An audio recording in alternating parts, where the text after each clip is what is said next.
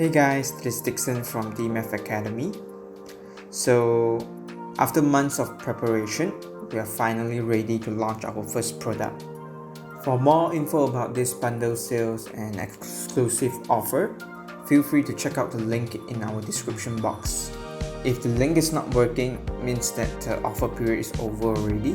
You can still head on to our website to get access to this product. So without further ado, let's continue with our video. Thank you.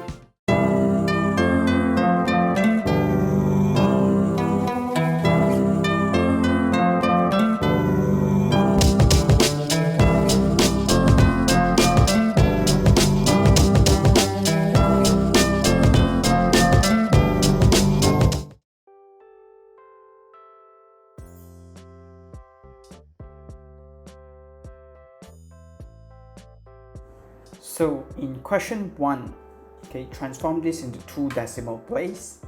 So 8 is number 1, 9 is number 2. So looking at the numbers at the back, which is 7. So you're required to round it up as 1.9.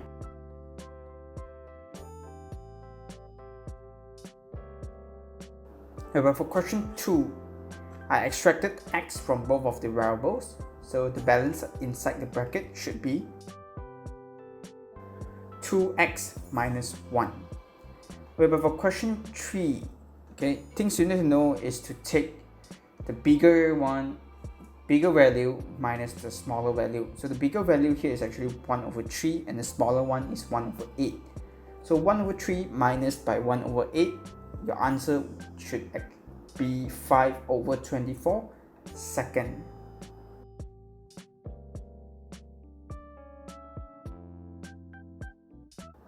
And looking at question 4, the best method to describe the following question would actually be mode, because methods of travel with the most frequency count is car.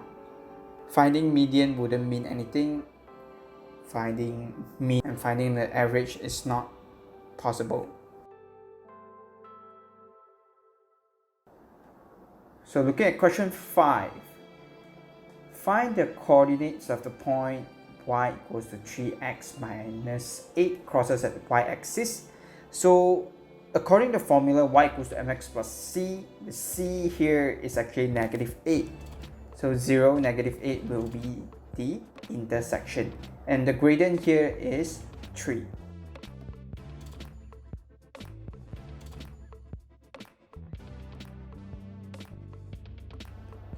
Question 6. Negative 12 divided by negative 2, your answer is 6. And for part B, cube root of 2 cubed plus 2 is 10. So cube root of 10 is 2.15.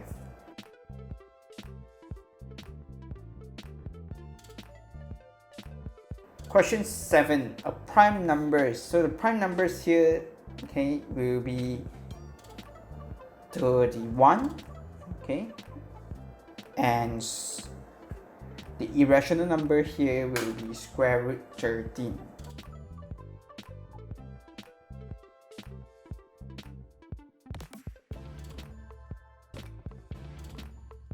Whereby for question 8, write down the numbers of phone in this building, when it's contained 42 people. So from 42 people, you draw it out, there's a dot there, and it's corresponding to 32 phone.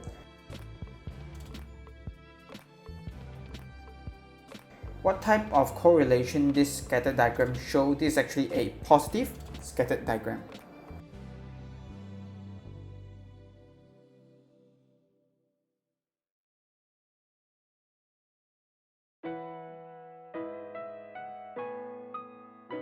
Question 19.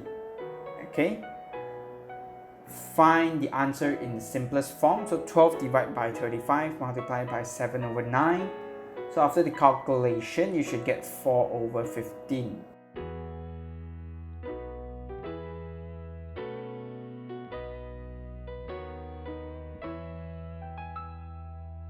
Whereby for question 10, make W the subject, I multiply the 2 into W and H. Okay, get rid of the 2H there and divide everything by 2. So my W is actually equivalent to P minus 2H over 2.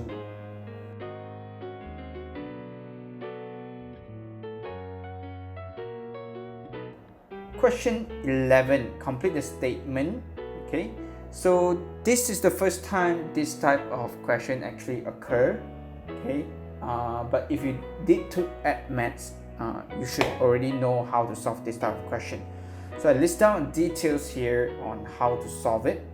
Okay, so 2m times 9 squared plus 7, you should get 18m cubed, 0m squared and 14m. So the balance here, I write it at the side, actually minus the entire thing. So there's a bracket there, okay, that you need to take note.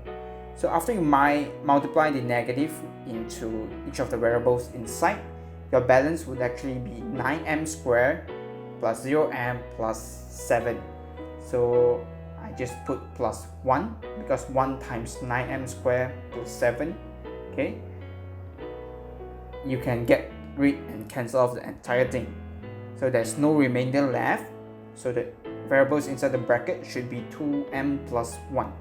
So pause the video, look into the workings, you should be able to understand this.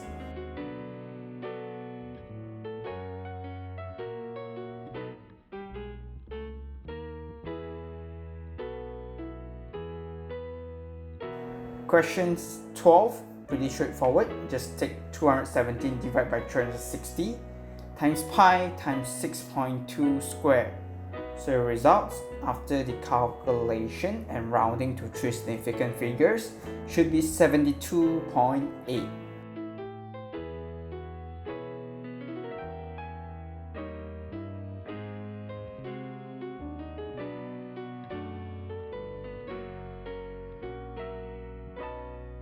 Question 13. Okay, write down a plane of symmetry of this pyramid. There's actually 4 plane of symmetry. So I show you over here.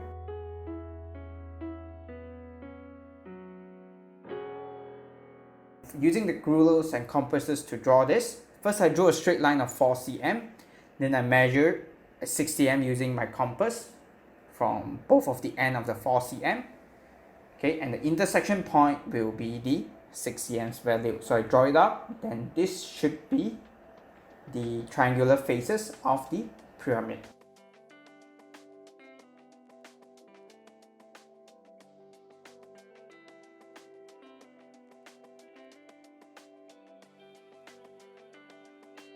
Question 14. Okay, find the value of A. Okay, so when my x is 7, I substitute it into it, so I get 50a equals to 150. A's value should be 3. So find the other solution of x. So since there's a square involved, so my x can actually be negative 7 as well, as you will get 49a after the calculation.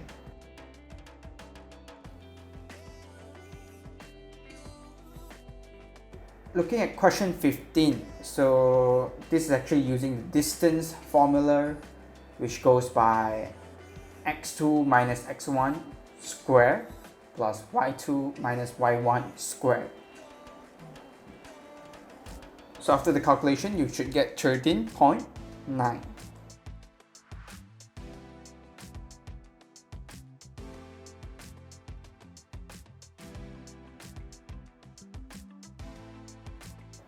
Question 16. So things to take note is the nearest whole number. Okay, you use this to find the rounding value. By taking 1 divided by 2, you get plus minus 0.5. The other thing is to always rearrange the entire thing first into what they want. So they wanted to find the value of b.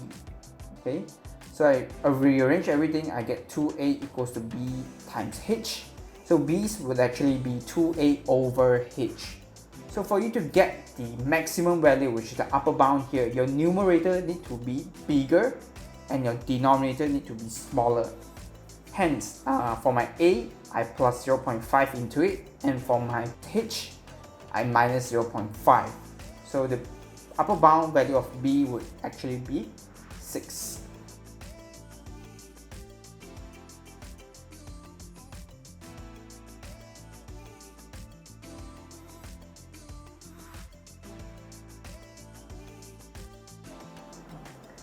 Question 17. Okay, I first extracted x squared from the numerator and the balance inside will be x plus 5. And for the denominator, I'm using the a squared minus b squared formula. Okay, I expand it into x plus 5, x minus 5. Okay, so my final answer, x squared over x minus 5.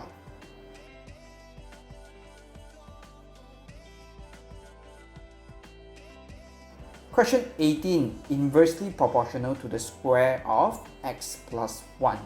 So after constructing the formula, you should get y equals to k over x plus 1 squared.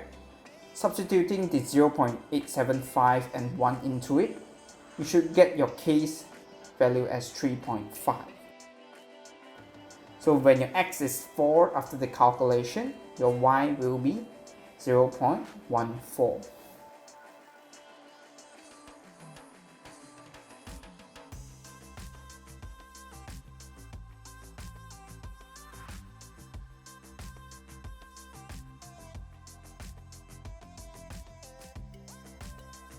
Question 19. Okay, things to take note is I use the straight line KM, okay, as the total angle will be 180. I can now identify my J and M as 76, M and L equals to 104, and L and K equals to 76. The next thing to take note is my MJL equals to MKL, and my JML is actually a 90 degree because angle from the diameter. Okay, with that being said, okay, I can now identify my JML's value as 68 because 180 minus 90 minus 92. So this 68 is also equals to MKL. Now I have another triangle there that has variables of 76, 68 and D. This all add up will be 180. So by running the calculation, your D's final value will be 36.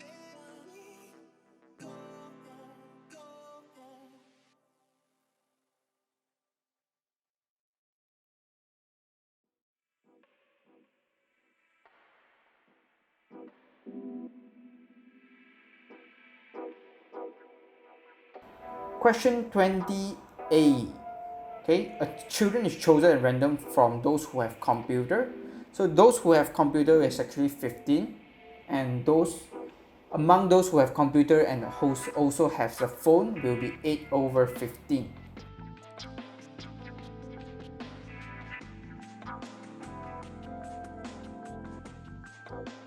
Okay, so complete the Venn diagram. Does not have computer, do not have phone.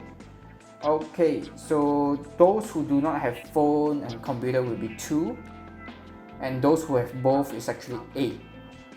Okay, those who don't have computer will be those who have phone, and those who don't have phone will be those who has computer.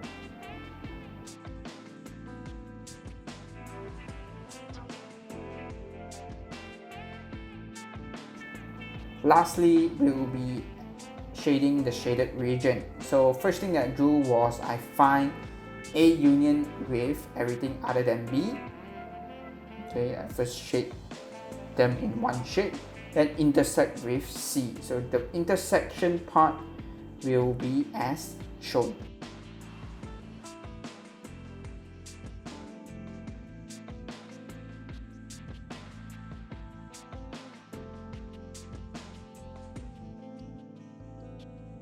Question 21, pretty straightforward. Matrix again, you can just refer to my working and get the answer.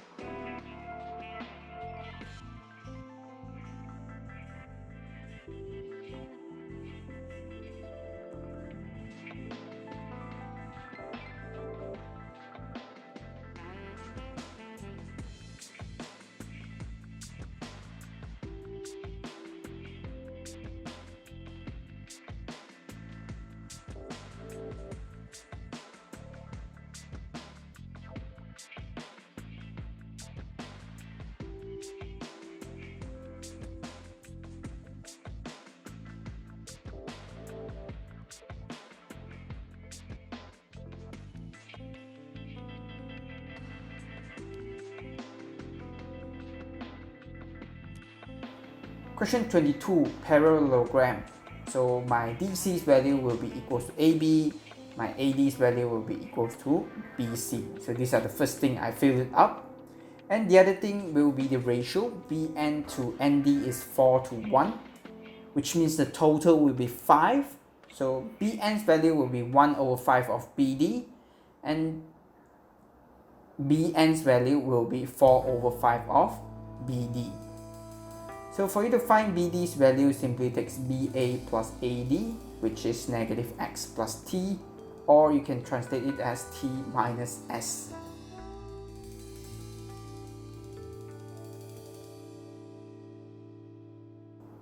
Whereby for you to find CN, all you need to do is to take CD plus DN. CD itself is negative S, and DN will be negative 1 over 5 of BD. So after the calculation, you should get negative 4 over 5S minus 1 over 5T.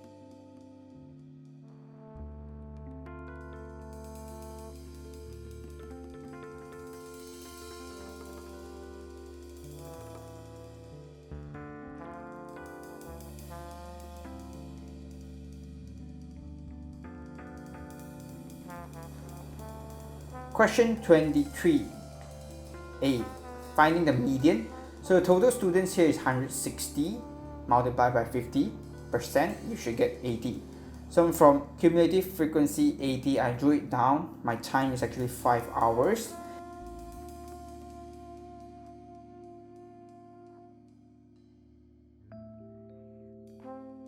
And for you to find the interquartile range, you need to first find the 75% and 25% first, okay, which is 120 and 40 respectively.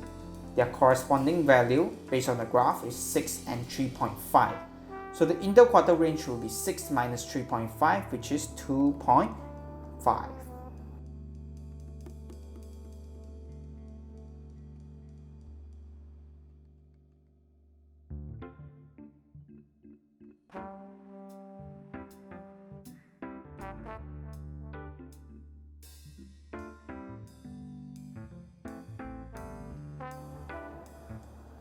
So for section B, frequency count between 4 to 2, okay, this is actually 26, and frequency count between 4 to 6 is actually 120 minus 46, which is 74.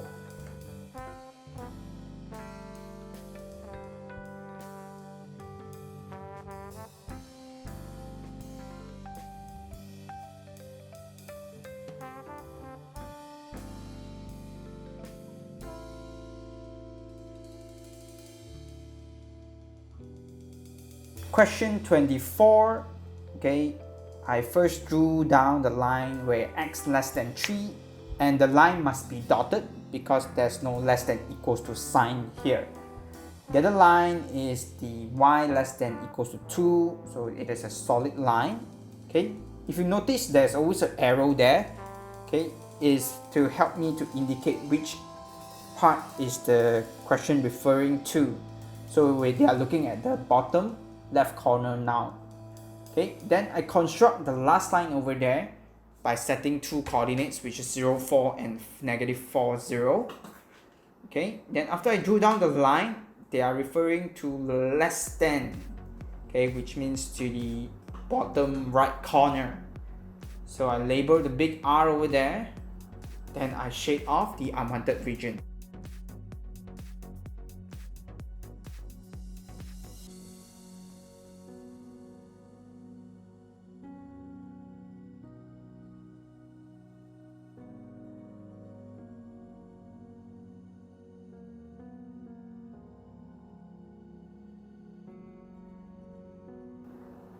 Question 25 is the trickiest question for this May June 2019 paper 2. Okay, part A is still manageable. Okay, first they uses the interior angle concept. Okay, so the total interior angle of a regular pentagon will actually be 540.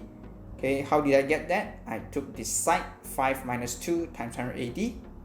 Okay, then I drew a line joining from KE to BC there, okay, passing through the center. So there's a 90 degree. and it cut the angle AED into half, which translates into 54. So a straight line should be 180 in total. So 180 minus 54, the balance is 126.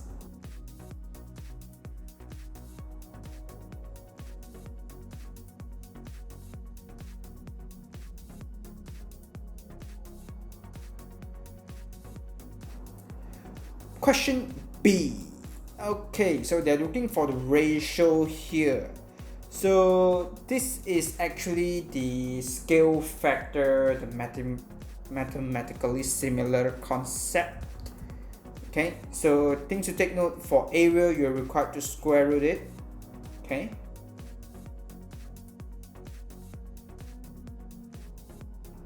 So perimeter ABCDE over perimeter FGHJK is actually square root 6 over square root 73.5. Okay, the value that I've gotten, 0.285714285, is actually 2 over 7.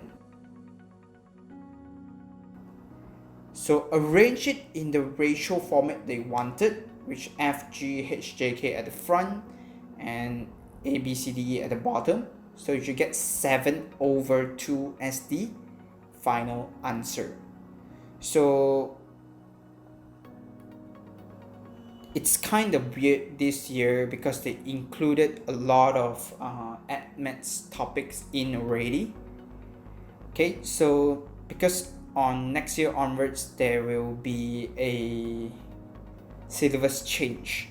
So I do expect they use this year's papers and then starting to add in some maths questions, so that if you're sitting for 2020's paper, okay, you can use this as a preparation. Okay, so I hope you find this video helpful. Okay, and all the best for your upcoming examination. Thank you.